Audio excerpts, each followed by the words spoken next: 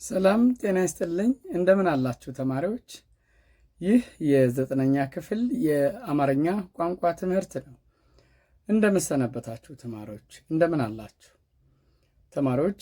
በዚህ የዘጠነኛ ክፍል የአማርኛ ቋንቋ መጽሐፍ እንዳጠቃላይ ቋንቋን የሚመለከቱ በተለይም ደግሞ አራቱን መሰረታዊ ክህሎቶች መሰረት ያደረጉ እንዲሁም በዘጠኝ ምዕራፍ የተዋቀሩ ሐሳቦችን የምንመለከት ይሆናል። ተማሪዎች ወደ መጀመሪያው ምዕራፍ ወይም ምዕራፍ 1 ከመግባታችን በፊት አጠቃላይ ስለ ቋንቋ ምንነት፣ ቋንቋ ምንድን ነው የሚለውን ከመጽሐፋችሁ መግቢያ እሱን አንስተን ወደ ዕለቱ ንዑስ ርዕስ ወይም የመጀመሪያው ድምፅ ምስል ወይም ቪዲዮ 1 የምንገባ ይሆናል ማለት ነው። ተማሪዎች እንግዲህ መልካም ቆይታ ይሁንላችሁ።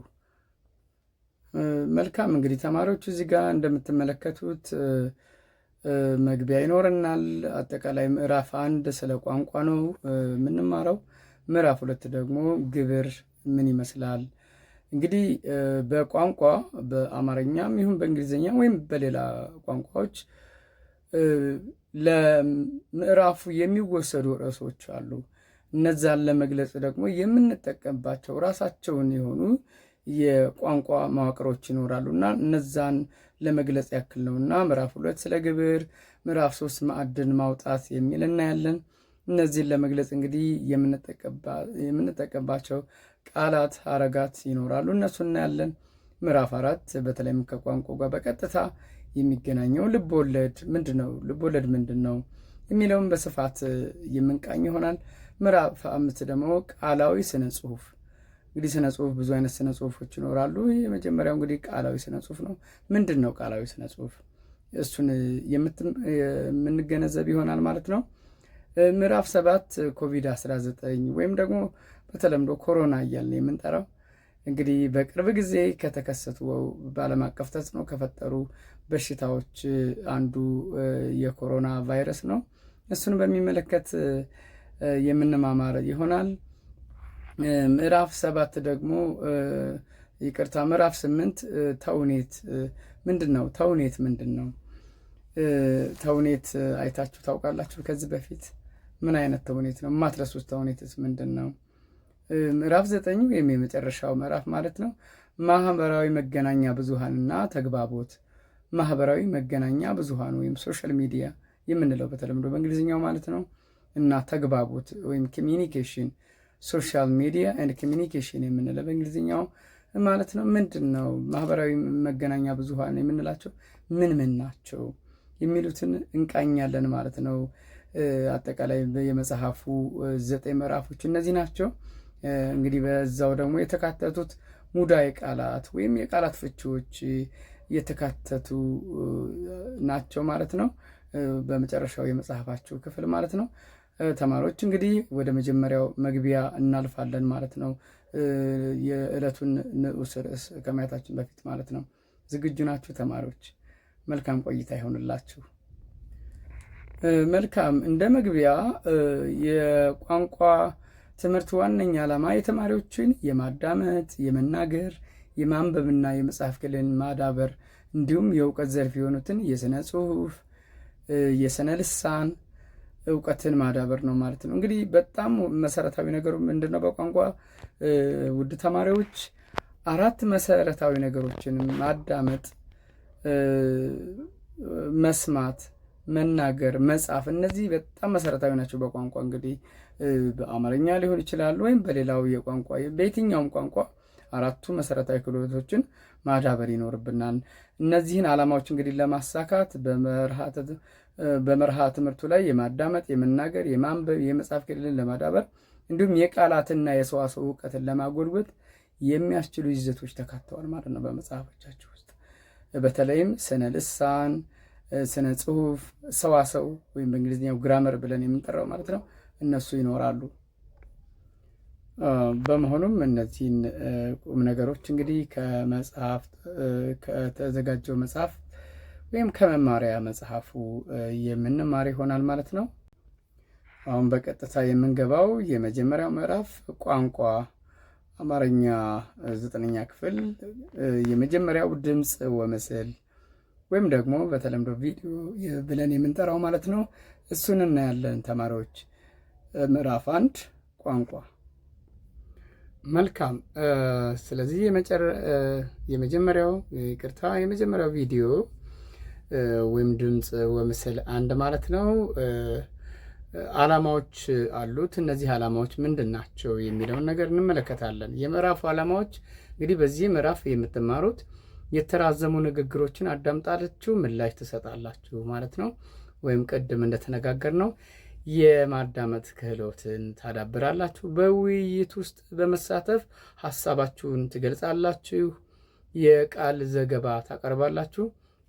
ይህም ማለት አንድ ነገር ከታዘባችሁ ከሰራችሁ በኋላ ለዛ ዘገባ ታቀርባላችሁ ማለት ነው። የራሳችሁን ማስታወሻ በመጠቀም ጽሑፍ ትጽፋላችሁ። የምንባቡን ዋና ዋና ሀሳቦች ትጽፋላችሁ። አውድን በመጠቀም ለአንድ ቃል የተለያየ ትርጉም ትሰጣላችሁ። እንግዲህ ቃላቶች የተለያዩ ትርጉሞች አሏቸው። ነገር ግን በቀረቡበት አውድ ወይም ደግሞ ኮንቴክስቹዋል ክሉስ የምንለውን ማለት ነው፣ እሱን እናያለን።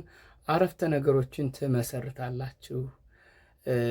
የተለያዩ የአረፍተ ነገር አይነቶችን ለተለያዩ ተግባራት ለማተት፣ ለመጠየቅ፣ ለትዕዛዝ እንጠቀምባቸዋለን ማለት ነው።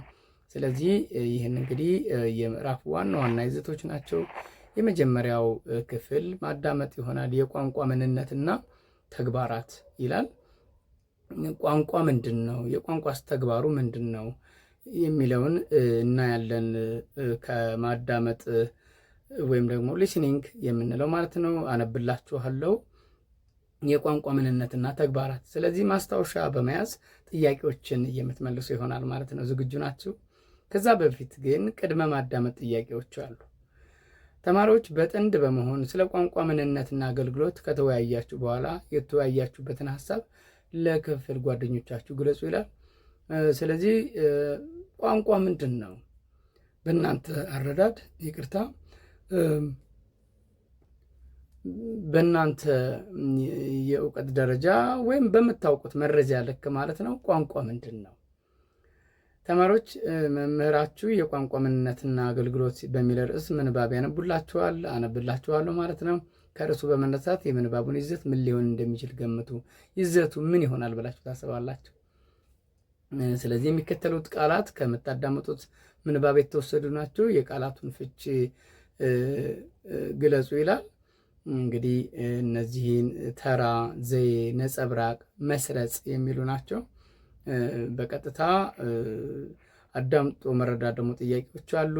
ቋንቋ ምንድን ነው የሚለውን ትመልሳላችሁ ተማሪዎች። ቋንቋ ከእንስሳት መግባቢያ በምን ይለያል? እንስሳቶችም ይግባባሉ አይደለም? እኛ እንግባባለን፣ እንስሳቶች ይግባባሉ። ስለዚህ ከእንስሳ የሚለየው በምንድን ነው? እኛ የምንግባባበት ቋንቋ ለምሳሌ እኔ እናንተን አሁን እያወራኋችሁ ነው፣ ወይም እየተማራችሁ ነው፣ እየተግባባን ነው። ስለዚህ ከእንስሳት መግባቢያ በምንድን ነው የሚለየው? ቋንቋ ተራ ጩኸት ሳይሆን በስርዓት የተሰደሩ ድምፆች ስብስብ መሆኑ ነው ሲል ምን ማለቱ ነው? ተራ ጩኸት አይደለም፣ ቋንቋ አይደለም፣ በስነ ስርዓት የተሰደሩ ድምፆች ስብስብ ነው። ምን ማለት ነው? ዋና ዋና የቋንቋ ተግባራት ምን ምን ናቸው? የምንባቡ አጠቃላይ መልእክት ግለጹ ይላል። እንግዲህ ምንባቡን አብረን እናያለን ማለት ነው። መልካም ቆይታ ይሁንላችሁ። አሁን በቀጥታ ወደ ምንባቡ እንሄዳለን ማለት ነው። ለማዳመጥ ዝግጁ ናችሁ? ማስታወሻችሁ ተዘጋጅተዋል? መልካም። የቋንቋ ምንነትና ተግባራት። ቋንቋ ከሰዎች አንደበት የሚፈልቅ ድምፃዊ መገናኛ ወይም መግባቢያ ነው። ከየት ይፈልቃል? ከሰዎች አንደበት የሚፈልቅ ድምፃዊ መግባቢያ ነው።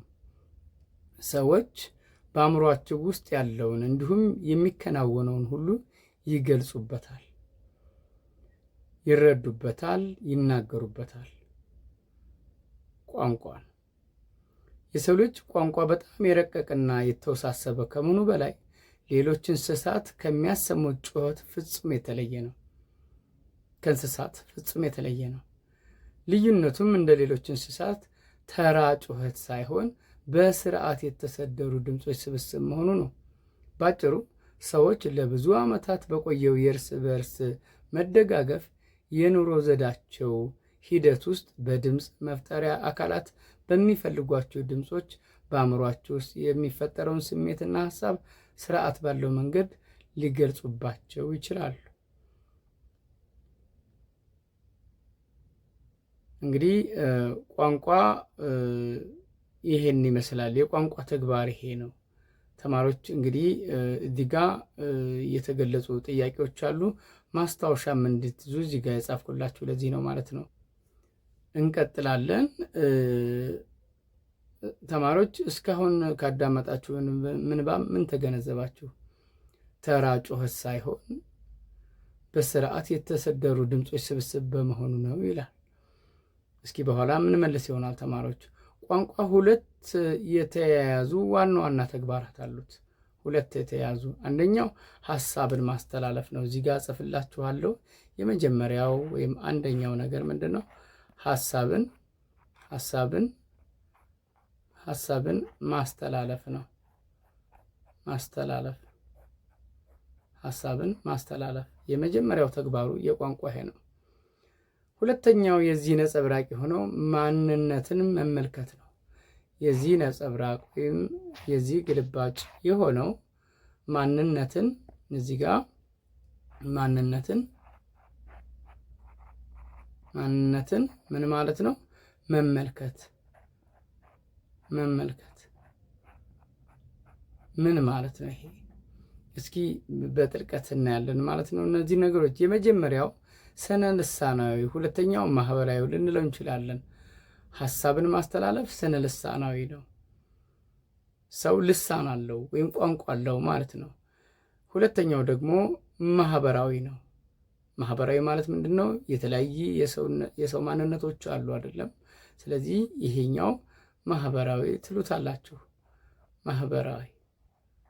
ማህበራዊ መስተጋብርን መግለጫ ነው ማለት ነው።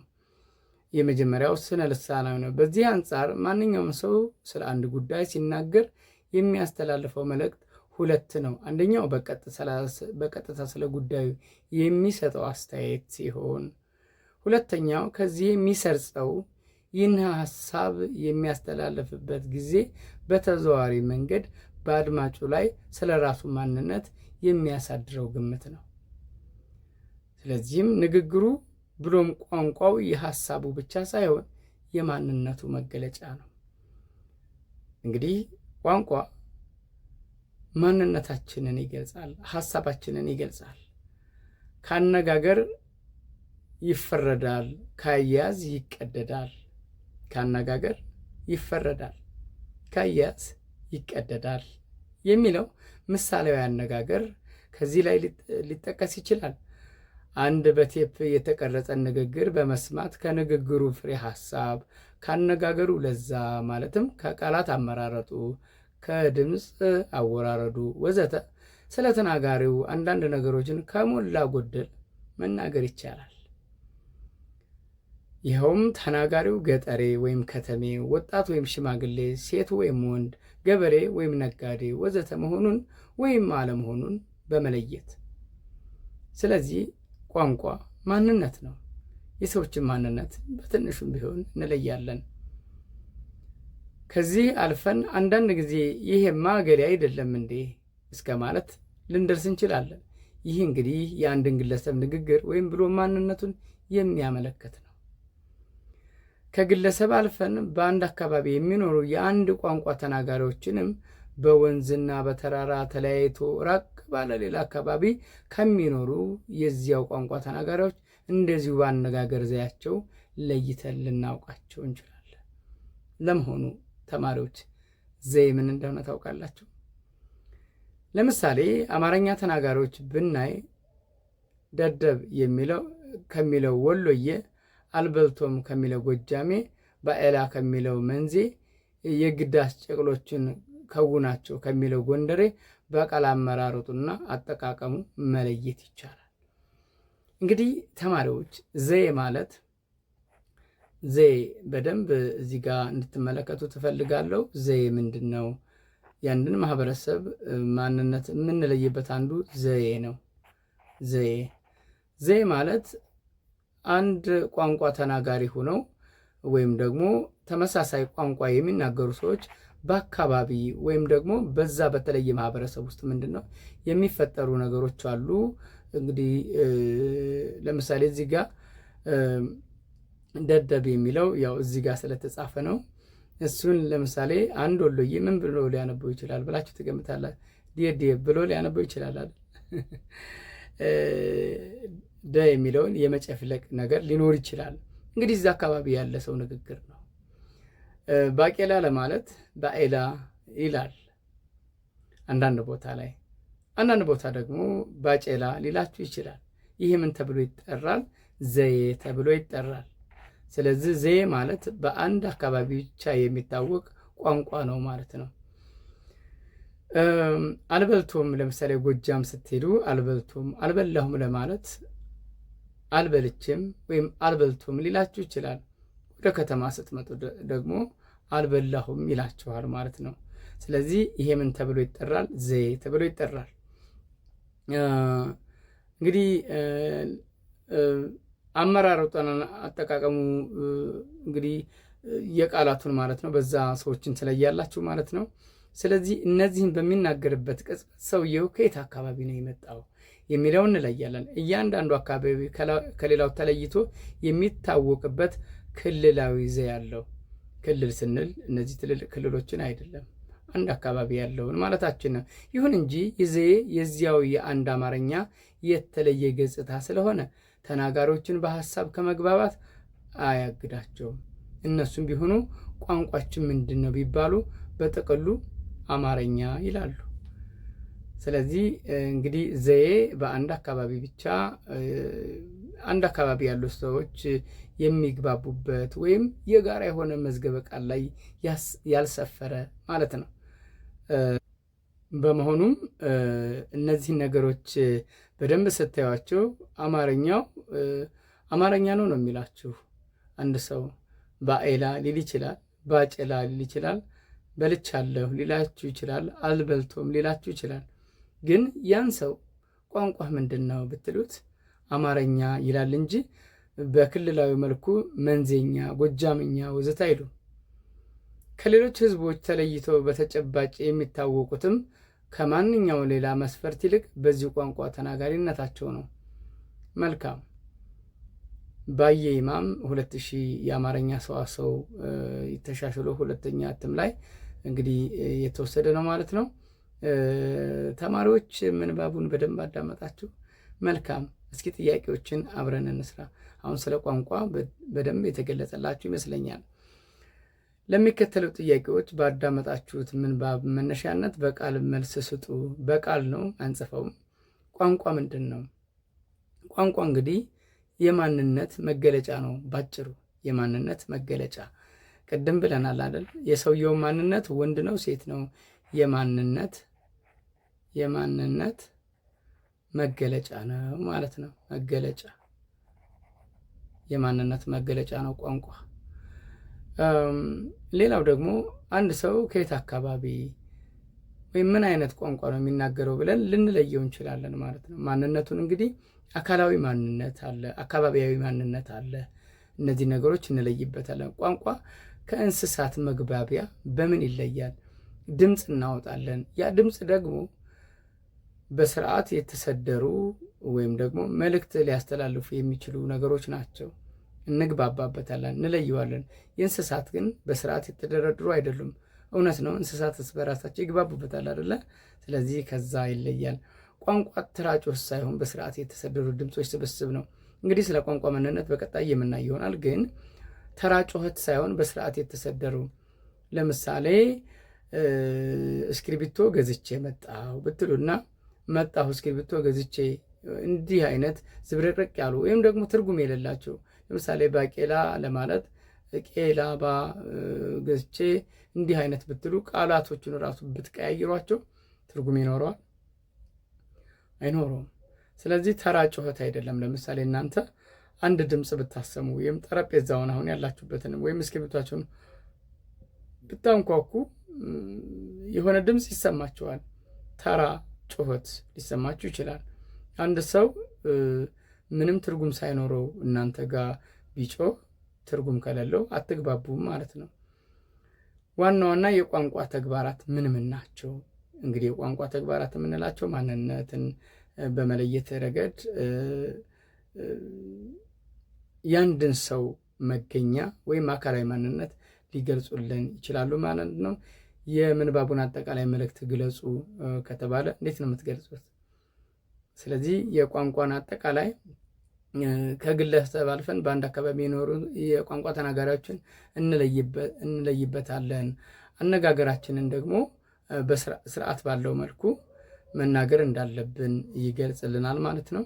እንግዲህ ዋና ዋና የምንባቡ ሀሳቦች ይህንን ይመስላሉ ተማሪዎች። አሁን ደግሞ ወደ ቀጣዩ ጥያቄ እንሄዳለን። ነገር ግን እዚህ ጋር ተራ የሚል ነገር አለ። ተራ ማለት አንድን ነገር በቀጥታ የወረደ ወይም ደግሞ ስርዓት ባለው መልኩ የሚገለጽ ሊሆን ይችላል ወይም ላይገለጽ ይችላል። ግን ተራ የሚለው በቀጥታ ትርጉምን ስታዩት በነጠላ ወይም ደግሞ ዘፈቀዳዊ ያልሆነ እንደማለት ነው። ለምሳሌ ተራ ግለሰብ እንላለን አደለ? ግለሰብ ተራ ልንል እንችላለን። የማይታወቅ ወይም ደግሞ በጋራ በወል የምናውቀው ያልሆነ ነገር ተራ ግለሰብ ልንል እንችላለን። ስለዚህ እንግዲህ ተራ የሚለው የተለያየ ትርጉም አለው። ዘዬ ማለት በአንድ አካባቢ የአንድ ቋንቋ ክፍል ሆኖ በጋራ መጠሪያ ኑሮት፣ ለምሳሌ አማርኛ ብለናል ቅድም አይደል? ባኤላ የሚለውና ባቄላ የሚለው ሁለቱም አማርኛ ተናጋሪዎች ናቸው አይደለ? ስለዚህ ዘዬው ግን በአንድ አካባቢ ብቻ ማህበረሰቡ የሚግባባበት፣ ለምሳሌ ጎጃም ስትሄዱ ቄጦ ሊላችሁ። ቄጦ ምንድን ነው ታውቃላችሁ? እንግዲህ ቋንቋ ስታጠኑ በተለያየ አካባቢ የተለያየ ትርጉም ያላቸው ቃላቶች ይኖራሉ። ቄጦ ማለት ምንድን ነው? ቃሪያ ማለት ነው። ኩስኩስት ሊላችሁ ይችላል አንድ ቦታ ስለን። እንዲህ አይነት ነገሮችን እንግዲህ በደንብ ማወቅ ይኖርባቸዋል ማለት ነው። ኢቭን ያነጋገር ዘዬው ለምሳሌ ወሎ ስትሄዱ፣ ሸዋ ስትሄዱ፣ ጎጃም ስትሄዱ፣ ጎንደር ስትሄዱ፣ አዲስ አበባ ስትመጡ ሰላም ነክ እንዴት ነክ። አሁን እዚህ ጋር አዲስ አበባ ላይ የምንጠቀማቸው ቃላቶች ያለው ይበዛቸዋል አለ ይበዛባቸዋል። ስለዚህ እነዚህ ምንድን ናቸው? የአንድ አካባቢ መገለጫ ናቸው፣ ግን ሁሉም አማርኛ ይናገራሉና ይህ አይነት እንትን አለ። እሱ ዘዬ ተብሎ ይጠራል። ነጸብራቅ ማለት የአንድ ነገር ሌላ እይታው ማለት ነው፣ ወይም ግልባጭ እንደማለት ነው። መስረጽ አንድ ነገር ማስገባት ማለት ነው። ሲገባን የሆነ ነገር ሀሳብ አስርጸናል ማለት እንዲገባቸው አድርገናል እንደማለት ነው። ስለዚህ መስረጽ የሚለው እንግዲህ የተለያየ ትርጉም አለው። በዚህ መሰረት ይሄ ነው። ለሚከተሉ ጥያቄዎች ባዳመጣችሁን ምንባብ መነሻነት በቃል መልሱ። ቋንቋ ምንድን ነው? እንዲህ የመሳሰሉትን አየን። ያዳመጣችሁን ምንባብ መነሻ በማድረግ የቋንቋ ዋና ዋና ተግባራት ላይ ከተወያያችሁ በኋላ መልሳችሁን በሚከተለው ቻርት አስፍሩ ይላል። እንግዲህ እናንተ ተወያይታችሁ በደንብ ልትይዙ ትችላላችሁ ማለት ነው። ስለዚህ አሁን በቀጥታ ወዴት ነው የምናመራው? የውይይት ዝግጅትና የውይይት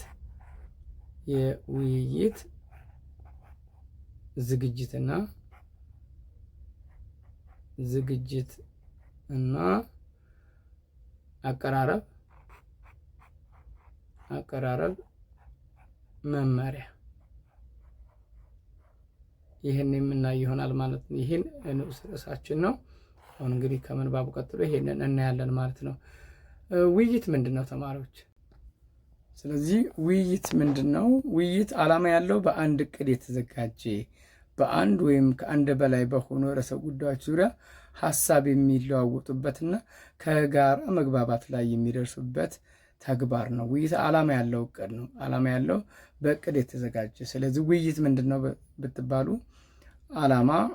ዓላማ ያለው በእቅድ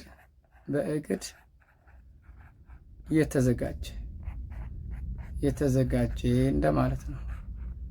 ስለዚህ አንድ ርዕሰ ጉዳይ ለምሳሌ እናንተ በክፍል የምትወያዩበት ነገር ይኖራችኋል፣ ወይም ደግሞ ስብሰባ ላይ ሊሆን ይችላል። በተለያዩ ጉዳዮች ላይ ሰው ይወያያል በአንድ ሀሳብ ዙሪያ። ዓላማ ያለው ነው። መደምደሚያ ያለው መነሻ ያለው ነው። ለምሳሌ እናንተ ክፍል ቁጭ ብላችሁ ወይም ደግሞ ስራ እየሰራችሁ ከሆነ በጋራም ይሁን በተናጠል እዛ ጋ ዝም ብለን የምናወራው ወሬ ይኖራል። ስርዓት ያለው አይደለም፣ ወይም በእቅድ የተዘጋጀ ላይሆን ይችላል። ግን ቁጭ ብለን ማስታወሻ ይዘን በዓላማ የምንነጋገረው ነገር ውይይት ይባላል ማለት ነው። ስለዚህ ዓላማ ያለው በእቅድ የተዘጋጀ ምን ተብሎ ይጠራል? ውይይት ተብሎ ይጠራል ማለት ነው። መልካም እንግዲህ በቀጥታ አሁን የምናየው ውይይት ራሱን የቻለ ዝግጅትና አቀራረብ መመሪያ አለው። በውይይት ዝግጅት ወቅት የሚከናወኑ ተግባራት ውስጥ ርዕስ መምረጥ፣ ቅድመ ዝግጅት ምንድነው? ቅድመ ዝግጅት፣ ይህንን ማስታወሻ መያዝ ትችላላችሁ። ቅድመ ዝግጅት ምንድን ነው? አንደኛ ርዕስ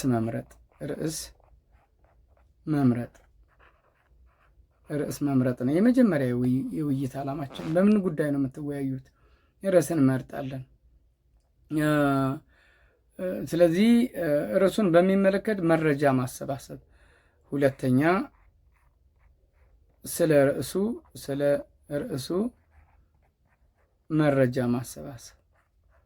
መረጃ ማሰባሰብ አንዱ የውይይት ደንብ ነው ማለት ነው፣ ወይም ደግሞ አካሄድ ነው ማለት ነው። የተሰበሰቡ መረጃዎች ለተሳታፊዎች የሚመጥኑ መሆናቸውን ማረጋገጥ። መረጃውን ትሰበስባላችሁ። ለምሳሌ እናንተ ስርዓት ባለው መንገድ ልትወያዩ ከሆነ ያ ቃላት ለሰዎች ይመጥናል ወይስ አይመጥንም ማለት አለብን ማለት ነው። ስለዚህ ሶስተኛ ላይ ምን እናያለን? መረጃዎች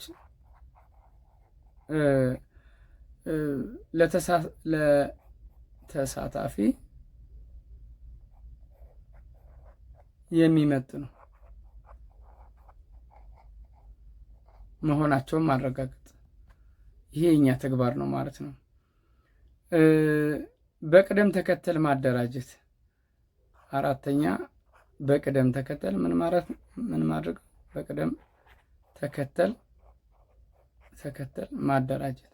ምኑን? መረጃውን ማደራጀት አንዱ የኛ የውይይት አካሄድ ሊሆን ይችላል። በውይይት አቀራረብ ወቅት ከሚከናወኑ ተግባራት ይሄ ምንድን ነው? የመጀመሪያው ውይይት ራሱን የቻለ ነው ብለናል አይደል? ይሄ ዝግጅት ነው፣ ቅድመ ዝግጅት ነው፣ ወይም የውይይት ዝግጅት የምንለው ነው ማለት ነው። የመጀመሪያው ወይም ሀ ልንለው እንችላለን። ይሄንን ቀጣይ ምንድን ነው? አቀራረብ አለ። አዘጋጀን ዜን እናቀርባለን አይደል? የመጀመሪያው ሂደት።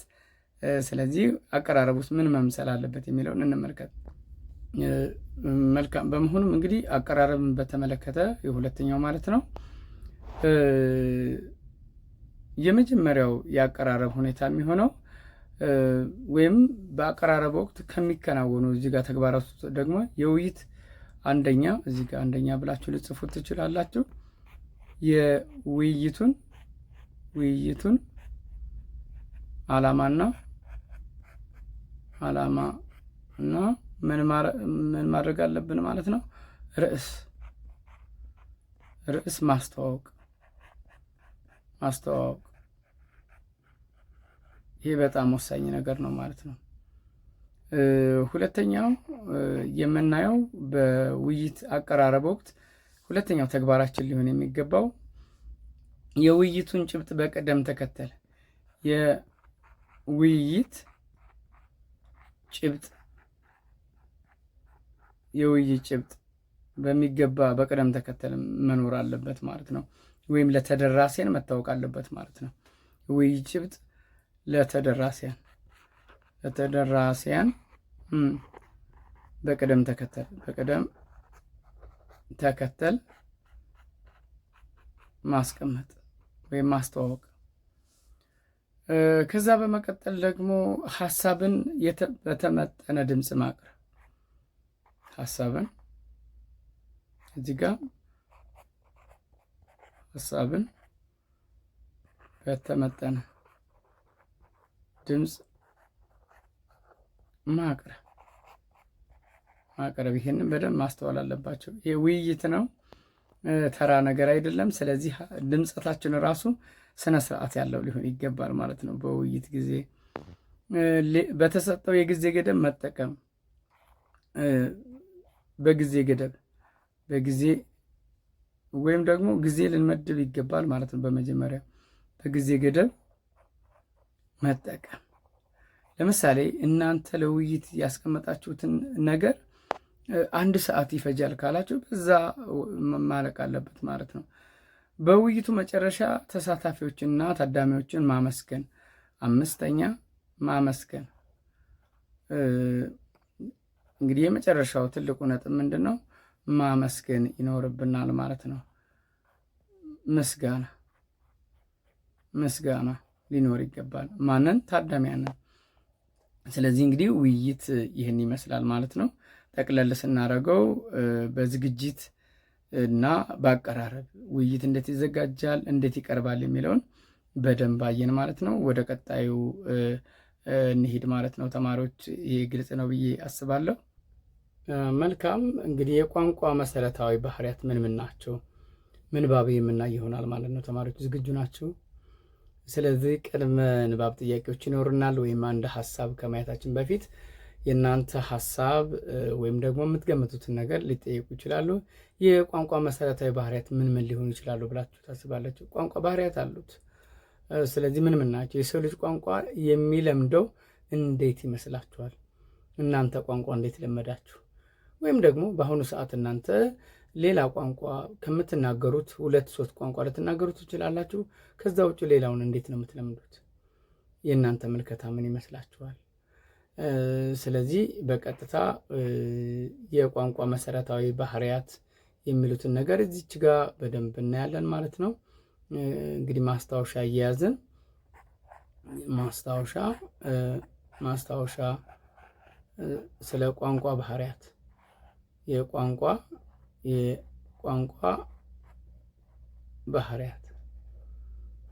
ባህሪያት እነዚህን በደንብ እናያለን ማለት ነው። ስለዚህ ማስታወሻ እየያዛችሁ ይሄ ማለት ምንባብ ብቻ አይደለም። በነገራችን ላይ መሰረታዊ አንብበን የምንተው ሳይሆን በቀጥታ ስለ ቋንቋ ስትጠየቁ ምንድን ነው ብላችሁ ትመልሳላችሁ። ስለዚህ ያን ግንዛቤ ለመፍጠር ነው። በፍጥነት እናያለን።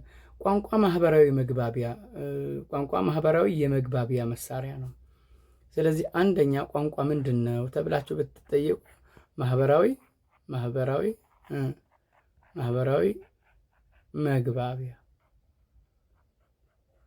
መግባቢያ ነው። የሰዎች ማህበራዊ ኑሮ ትርጉም ይኖረው ዘንድ ቋንቋ ያስፈልገዋል። እኛ አሁን ስንኖር ቋንቋ ያስፈልገናል አይደል? ማህበራዊ ሁኔታችን ይሰምር ዘንድ። የሰዎች ማህበራዊነት ያለ ቋንቋ ሙሉ እንደማይሆን ሁሉም ቋንቋ ያለ ማህበራዊነት ሙሉ አይሆንም። የቋንቋ ማህበራዊነት ስንል ቋንቋው ሰው ከመሰሉ ጋር የሚግባባበት መሆኑን ለማመልከት ብቻ እንጂ ቋንቋ ሰው የፈጠረው ከአካባቢው ጋር የሚለዋወጥ፣ የሚወለድ፣ የሚያድግ፣ የሚሞት የሰው መለያ የሆነ ምድራዊ ውጤት መሆኑንም ለማመልከት ነው። ቋንቋ ምን ይሆናል? ይወለዳል፣ ያድጋል፣ ይሞታል። እንግዲህ ይህ የቋንቋ አንዱ ባህሪ ነው። በዚህ መሰረት ቋንቋ የሚለመድና የሚማሩት እንጂ የሚወለዱበት አይደለም። እዚህ ጋር ቋንቋን አትወለዱበትም። ቋንቋን ግን ትለማመዱበታላችሁ፣ ትማሩታላችሁ። በዓለማችን የሚነገሩ ቋንቋዎች ከሌሎች መግባቢያ በተለየ አኳኋን አንድ የሚያደርጋቸው ብዛት ያላቸው የጋራ ባህሪያት አሏቸው። የቋንቋዎች መሰረታዊ ባህሪያት በመባል የሚጠቀሱት እንደሚከተለው ቀርበዋል። ቋንቋ የማንኛውም እውቀት ማስተላለፊያ ነው። አንደኛው እንግዲህ እዚህ ጋር እውቀት ምን ማለት ነው? እውቀት ማስተላለፊያ ነው። እውቀት ማስተላለፊያ ነው ማለት ነው አንዱ የቋንቋ ጥቅም። ስለዚህ ቋንቋ መሰረታዊ ባህሪያት የሚባሉት ወይም ደግሞ አንዱ ማሰሪያው ምንድነው? ቋንቋ እውቀት ማስተላለፊያ ነው ማለት ነው። ይህ የእውቀት ማስተላለፊያና መቀበያ ማስተላለፊያና መቀበያ መሳሪያ ለሰብአዊ ፍጡር ብቻ የሚያገለግል ከመሆኑ የተነሳ ቋንቋን ሰብአዊ ነው ያሰኘዋል። እንግዲህ የተደራጀ መልእክት በማስተላለፍ ስለምንጠቀም ቋንቋውን ሰዋዊ እንላለን። እዛ ነው እንግዲህ ቅድም እንደነገርኳችሁ እንስሳም ይግባባሉ። ከሰው ልጅ በስተቀር ቋንቋ ያለው ሌላ ፍጡር የለም። በዚህ የተነሳ ቋንቋ ሰብአዊ ባህሪ ያለው ይባላል። እንግዲህ እንስሳት የሚግባቡበት በስርዓት የተሰደረ ላይሆን ይችላል። በእርግጥ እንደ ቋንቋ ሊወሰድ ይችላል፣ ግን ሰብአዊ የሆነ ወይም የተደራጀ መልእክት የሚያስተላልፍ ግን አይደለም። በዓለማችን ላይ የሚገኙትን ቋንቋዎች ከሚመስሏቸው ባህሪያት ውስጥ ዘፈቀዳዊነት፣ ይሄ ደግሞ ሁለተኛው ቋንቋ ምንድን ነው? ዘፈቀዳዊ ምን ማለት ነው ተማሪዎች? ዘፈቀዳዊነት ማለት እስኪ ምሳሌዎችን በሚገባ ተመልከቱ። እዚህ ጋር ቋንቋ የዘፈቀዳዊነት ባህሪ ያላቸው የምንለው የሰው ልጅ መጀመሪያ ቋንቋን መናገር ሲጀምር ከአንደበቱ የሚወጡ ድምፆችን አቀናጅቶ ለአንድ ነገር ወይም ሀሳብ ወኪል እንዲሆን ሲያደርግ በአጋጣሚ የተስማማበት እንጂ እንግዲህ በአጋጣሚ የተስማማበት እንግዲህ እንደ ቋንቋ ምሁራን ማለት ነው። ቃላቱ በውክልና ከቆሙለት ነገር ጋር የሚኖራቸው ግንኙነት ላይ ተመስርቶ አይደለም። ስለዚህ እንግዲህ ዘፈቀዳዊነት በአጋጣሚ የሆነ ወይም ደግሞ በሰያሚና በተሰያሚ መካከል ምንም አይነት ግንኙነት የለም። ስለዚህ ይሄ ዘፈቀዳዊ ያሰኘዋል። በአንድ ድምፅ ወይም በአንድ ቃልና ድምፁ ወይም ቃሉ በሚያመለክተው ወይም በሚሰይመው ነገር መካከል የባህሪ ግንኙነት የለም። እስኪ በምሳሌ እንመልከት። አሁን እኛ ውሻን ያው እናውቀዋለን። እንግዲህ ቋንቋው ስለተፈጠረ ውሻ ነው የምንለው። በቤት ውስጥ ለማዳ ሆኖ የሚኖረውን እንስሳ ምንድን ነው የምንለው? ውሻ። ውሻ የሚለው በዚህ ስያሜ ለምንጠራው እንስሳ ስጋው አይደለም። አዎ ውሻን ሌላ ነገር ብትሉት ራሱ ከስጋው ጋር ወይም ደግሞ ከግዙፉ አካል ጋር እና ስሙ የሚያገናኘው ነገር የለም። ለምሳሌ እናንተ አንደኛችሁ አቤል ቢሆን ስማችሁ፣ በሌላ ጊዜ ደግሞ መሐመድ ቢሆን ወይም ደግሞ አብርሃም ቢሆን እናንተ ስጋችሁ ጋር የተጣበቀ አይደለም፣ ስም ነው። ውሻ በማለት ፋንታ ላላ ብንለው ውሻነቱ አይለወጥም። ድመት ብንለውም ድመት አይሆንም። ለማንኛውም ነገር የሚሆን ትክክል የምንለው መጠሪያ ወይም ተገቢ የምንለው ስያሜ የለውም ማለት ነው። እንግዲህ የቋንቋ ምሁራን እንደሚሉት ነው። እንዲያው በዘልማድ ትክክል ወይም ተገቢ የምንለው የቋንቋ ተናጋሪዎች ተስማምተው ያወጡለትን ነው። ስለዚህ የቋንቋ ተናጋሪዎች ተስማምተው ያወጡለትን ውሻ ሆኖ አገኘ ነው። እኛም ውሻ እያልን ቀጥለናል ማለት ነው። ትክክለኛውም ተገቢ የሚሆነው ለእነዚያ ተናጋሪዎች ብቻ ነው። እንደውም በዘመንም ይወሰናል። ይህ ማለት በአንድ ዘመን ለነበረ ትውልድ በቋንቋ አንድ ቃል የነበረው ትርጉም ለሚከተለው ትውልድ ወይም ለሚመጣው ትውልድ ሌላ ትርጉም ሊኖረው ይችላል ማለት ነው። ስለዚህ ህዝቡ ወይም ህብረተሰቡ ሁኔታው እንደሚፈቅደው እና እንደሚያስገድደው ቃል ይፈጥራል፣ ትርጉም ያሰፋል፣ ወይም ደግሞ ያጠባል፣ ይለውጣል። አንዳንድ ቃላቶች አሉ አሁን የሞቱ ወይም አገልግሎት የማይሰጡ። ለምሳሌ የጭቃ ሹም ሲባል ሰምታችሁ ታውቃላችሁ? አሁን ጠፍቷል፣ ኦልሞስት አንጠቀምበትም። ስለዚህ እንዲህ አይነት ቃላቶች የመዝገብ ሹም እንዲህ አይነት ነገሮች እንጠቀማለን። በእርግጥ አሁንም አለ፣ ተግባሩ አለ። ግን በጅሮንድ ለምሳሌ በጅሮንድ ተክለ ሐዋርያት ሲባል ሰምታችሁ ታውቃላችሁ? ከገንዘብ ጋር የተያዘ ከጽሕፈት ጋር ጸሐፌ ትእዛዝ እንላለን። እነሱ ቃላቶች አንጠቀምባቸውም። በዚህ ዘመን የቀሩ ናቸው። ይለውጣል፣ ያሰፋል፣ ያጠባል፣ ይለውጣል ወይም ደግሞ ያስቀራል። ለዚህ ነው ቋንቋ ይወለዳል፣ ያድጋል፣ ይሞታልም ብለናል ቅድም። በዘፈቀደ የተፈጠሩት ትምህርቶች ለተፈላጊው የማግባባት አገልግሎት ይውሉ ዘንድ ህብረተሰቡ በይሁን ወይ ስምምነት ተቀብሎ የሚጠቀምበት የቋንቋ ስርዓት አለው። ስለዚህ ማህበረሰቡ ይሁን ብሎ ተቀብሎታል ማለት ነው። በአንድ ወገን በዘፈቀደ የተፈጠረ ብለን በሌላ በኩል ደግሞ ስርዓት ያለው ማለታችን የቀደመው ተከታዩ አያፈርሰውም ምን ብለን ልንጠይቅ እንገደድ ይሆናል። የሚሆነው ቋንቋ ንግግርን በሁለንተናዊ መልኩ ማየት ትተን የተለያዩ ጸባዮችን ሌጣቸውን የተመለከትናቸው እንደሆነ ነው። ይህ እንዲሆን ቀደም ሲል ቋንቋ ማህበራዊ ነው ያልነው ሳንለቅ መናገር አለብን። ከሁሉም በፊት ጸባዩ ነው እንግዲህ እዚህ ጋር ቋንቋ ዘፈቀዳዊ ነው እንላለን አለ። ምንድነው ስርዓት ያለው ማለታችን የቀደመው ተከታዩን አያፈርሰውም ወይ ማለት ምንድነው? አዎ ስርዓት ያለው ነው። በዘፈቀደ ውሻን ውሻል ነው። ለምሳሌ ድመት ብንለው ውሻን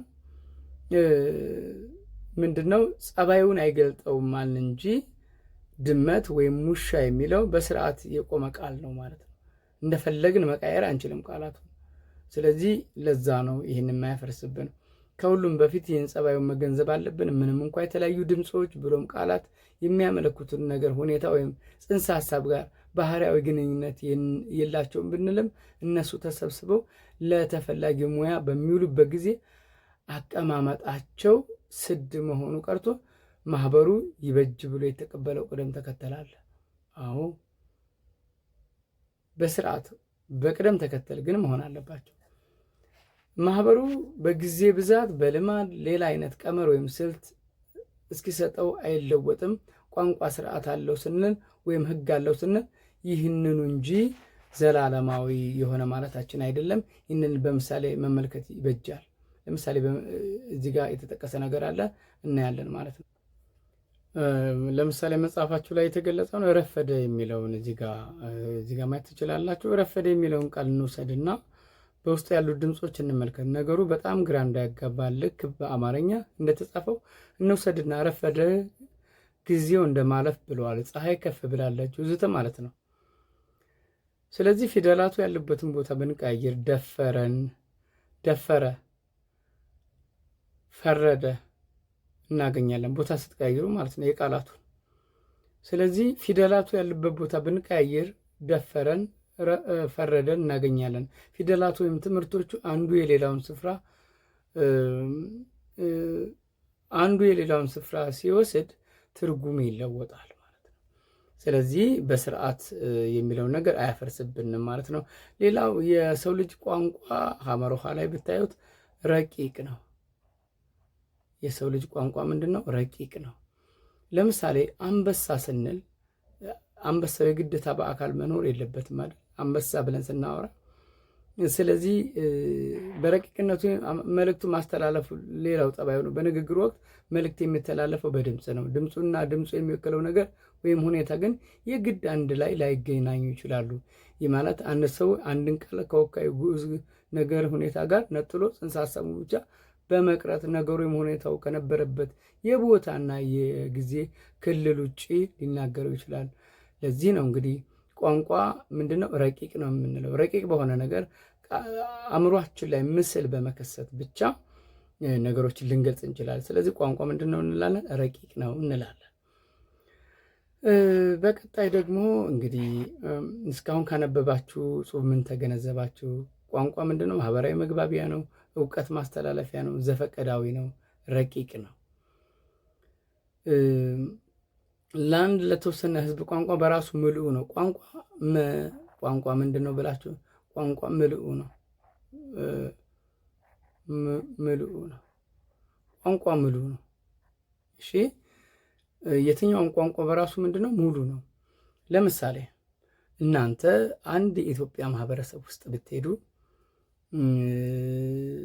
አንድ አካባቢ ያለው ቋንቋ እንግዲህ ኢትዮጵያ ውስጥ ለምሳሌ ወደ 80 ገደማ ከዛ በላይ ቋንቋዎች ያሉ አይደለ? 86 ወይም ደግሞ 80 ቋንቋዎች ይኖራሉ።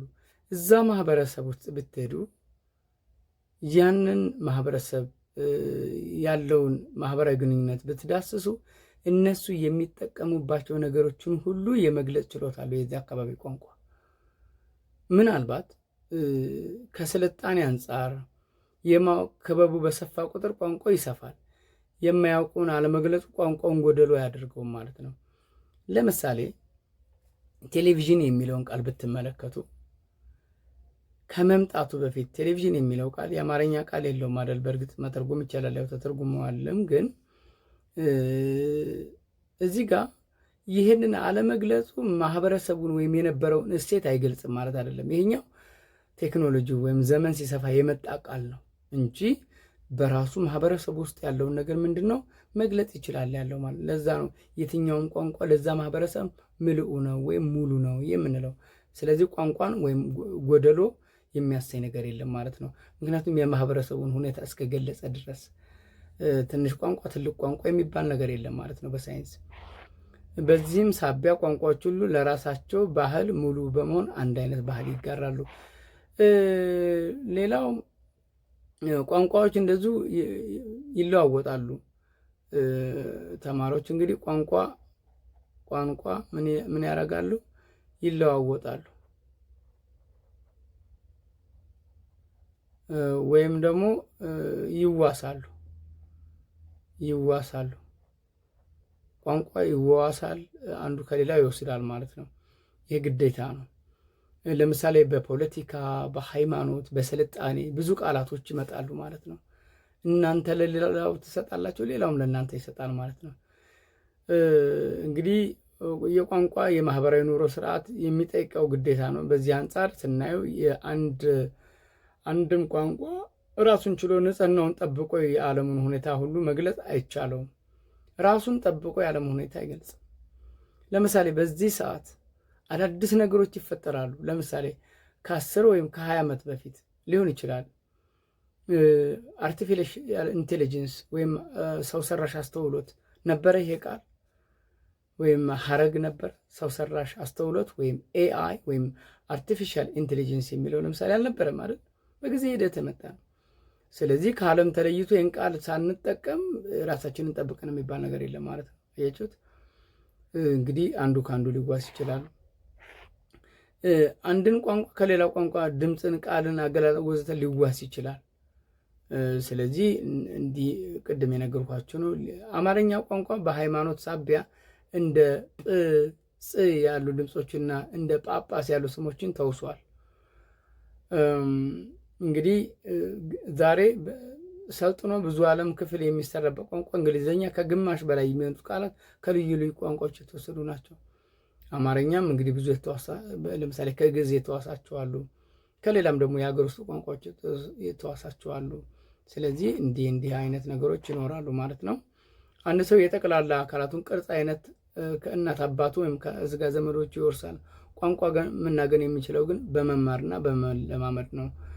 ስለዚህ ቋንቋ በምን ይወረሳል? በመለማመድ ወይም በመማር ይወረሳል ማለት ነው። ስለዚህ ይህን በደንብ ቋንቋ ሰዎች ከተወለዱ በኋላ የሚለምዱት ወይም የሚማሩት እንጂ በተፈጥሮ የሚያገኙት አይደለም ማለት ነው። ስለዚህ ይህንን በደንብ ማስተዋል አለባቸው። ስለዚህ ቋንቋ ምን ይሆናል ማለት ነው? የሚማሩት ነው።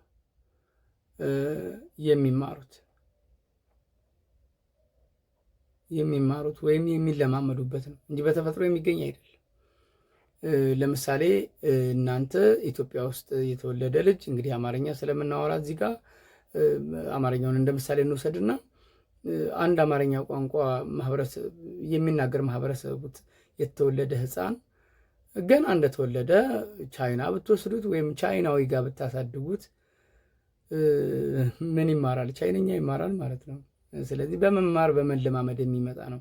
በአጠቃላይ ከዚህ በላይ የተጠቀሱት በሁሉም ቋንቋዎች ላይ የሚታዩ የጋራ ባህሪያት ናቸው። ሆኖም ግን እያንዳንዱ ቋንቋ የራሱ የሆነ መለያ ባህሪ ያለው መሆኑ ሊዘነጋ የማይገባ ነው። ለምሳሌ በድምፀት ሊሆን ይችላል፣ በተለያየ አጠቃቀም እንግዲህ ቋንቋዎች የራሳቸው የዛ ማህበረሰብ የራሳቸው ነገር ሊኖር ይችላል። እነዚህ ግን እንደ ቋንቋ አጠቃላይ የምንግባባባቸው ነገሮች ናቸው ማለት ነው። ስለዚህ ለሚከተሉ ጥያቄዎች በምንባቡ መሰረት ትክክል ለሆኑ እውነት፣ ስህተት ከሆኑ ደግሞ ሐሰት በማለት መልሱ፣ ምክንያታቸውን ግለጹ ይላል። እስኪ እናያቸው እነዚህን ጥያቄዎች። እንግዲህ ምንባቡን መሰረት በማድረግ የመጀመሪያው የእውነት ወይም ሐሰት በማለት ነው የምንመልስ ነው። የቋንቋ ማህበራዊነት የሰው ልጅ ቋንቋን ከመሰሉ ጋር ለተግባቦት አገልግሎት ብቻ የሚያውለው መሳሪያ መሆኑን ያመለክታል። እንግዲህ ምንባቡን መሰረት በማድረግ ከመሰሉ ጋር የሚግባባበት ነው። ቋንቋን እውነት ነው። ማንኛውም ቋንቋ በራሱ ምሉዕ ነው። አዎ ምሉዕ ነው፣ እውነት ነው። ምክንያቱም የአንዱን ማህበረሰብ ወይም በዛ የሚነገርበትን ዋና ዓላማ በማህበረሰብ ውስጥ ያለውን ተግባቦት እስከገለጸ ድረስ የትኛውም ቋንቋ ምሉዕ ነው ማለት ነው። በአንድ ቃልና ቃሉ በሚወክለው አካል አንበሳና ይሄ አንበሳ የሚባለው እንስሳው ግዕዙ ነገር ማለት ነው በሚወክለው አካል መካከል ያለው ግንኙነት ተፈጥሯዊ ነው። እውነት ነው ምንባቡ መሰረት በማድረግ በፍጹም አይደለም። ለምሳሌ አንበሳን ላም ብትሉት ይቀየራል አካሉ፣ ምንም ግንኙነት የለውም ማለት ነው። ስለዚህ እንዲህ አይነት ነገሮችን በደንብ ያቸው ተማሪዎች። ከዚህ በታች ለቀረቡ ጥያቄዎች በምንባቡ መሰረት ተገቢው መልስ በቃል ስጡ። ከቋንቋ መሰረተ ባህሪ ቢያንስ ሁለቱን ጥቀሱ ይላል። እዚህ ጋር ስክሪኑ ላይ እንደምታዩት እነዚህ ነገሮች መዘርዘር ትችላላችሁ ማለት ነው። ቋንቋዎች ከሌሎች መግባቢያዎች የሚለው ሀረግ ምንን ያመለክታል? ከቋንቋዎች የሆኑት ሌሎች መግባቢያዎች ምን ሊሆኑ ይችላሉ? ለምሳሌ እንስሳት ሊሆን ይችላል። እንግዲህ የተለያዩ ነገሮች አሉ። ምንባቡ ላይ እንደገና ልታዩት ትችላላችሁ። ቋንቋ የሚለመድ የሚማሩት እንጂ የሚወለዱበት አይደለም ሲል ምን ማለት ነው? ቋንቋ ይዘነው አይደለም የምንወለደው። ስንወለድ ያለ ቋንቋ ነው። ስለዚህ አብረን አይደለም የምንወለድበት ማለት ነው። በመማር የምናገኘው ነው። ይህን በደንብ ቋንቋ ዘፈቀዳዊነት ሲባል ምን ማለት ነው? እንግዲህ ዘፈቀዳዊ ምንድን ነው? በሰያሚውና በተሰያሚው መካከል ምንም ግንኙነት የለም። የሰው ልጅ ድምፆቹን ወይም ቃላትን በአንድ ነገር ወኪል እንዲሆኑ የማይሰማቸው በውክልና ከቆሙልን ነገር ጋር በሚኖራቸው ግንኙነት ላይ ተመስርቶ አይደለም የሚለው አገላለጥ ከቋንቋ ባህሪያት ውስጥ የትኛውን ያመለክታል? ይህ እንግዲህ ዘፈቀዳዊነት ነው የሚለውን ነው አይደለም። በቀጥታ መመለስ እንችላለን። ከሚከተሉት አማራጮች ውስጥ የቋንቋ የተዋዋሽነት ባህልን አስመልክቶ ትክክል የሆነው የቱ ነው ይላል። ለቋንቋ መጥፋት ምክንያት መሆኑን ያመለክታል። አንድ ቋንቋ በራሱ ሙሉ አለመሆኑን ያመለክታል። የማህበረሰቡ ወይም የህብረተሰቡ ቋንቋ ደካማ መሆኑን ያመለክታል። ቋንቋው ሙሉ በሙሉ ራሱን አለመቻሉን ያመለክታል። ስለዚህ ቋንቋ ሙሉ በሙሉ ራሱን ተወክሎ አይችልም። በስልጣኔ በተለያዩ እድገቶች ቋንቋ ወይም ቃላት ሊፈጠሩ ይችላሉ ማለት ነው። ይህንን እንድታውቁት ነው። ሶስተኛ አንድ ህፃን አንድን ቋንቋ መናገር የሚለምደው ከአካባቢው ከአያቶቹ በውርስ ከተፈጥሮ በማግኘት ከትምህርት ቤት በመማር በመጀመሪያ ከትምህርት ቤት በፊት የት ነው የሚቀድመው? አይደለም አካባቢው ይቀድማል። ከዛ ነው ትምህርት የሚመጣው። ስለዚህ አካባቢ የሚለው ይሆናል ማለት ነው። እንግዲህ ሌሎቹን በደንብ እናንተ ጊዜ ወስዳችሁ ምንባቡን ውስጥ የተጠቅቱ ዋና ዋና ነጥቦች ለይታችሁ ጻፉ ይላል። በዛሬ እንግዲህ ምንባቡን መሰረት አድርገን ምናልባት መልሱን ለመናገር ያክል አምስተኛው መ ነው የሚሆነው መልሱ። አራተኛው ለ ነው የሚሆነው። ምንባቡን አራተኛው እዚህ ጋር በደንብ እዩት። ይህንን በዚህ ከመለስን ዛሬ እንግዲህ የቋንቋ ምንነት አይተናል። አጠቃላይ ስለ ቋንቋ ምንነት ማዳመጥና ማንበብን ተለማምደናል ማለት ነው። እንግዲህ የዛሬው ርዕሳችን በዚህ እንጨርሳለን። ዋና ዋና ሀሳቦቹ እነዚህን ይመስላሉ ማለት ነው። ማስታወሻ እንደያዛችሁ ተስፋ አደርጋለሁኝ። በቀጣዩ ርዕሳችን እስከምንገናኝ ደህና ሁኑ ተማሪዎች።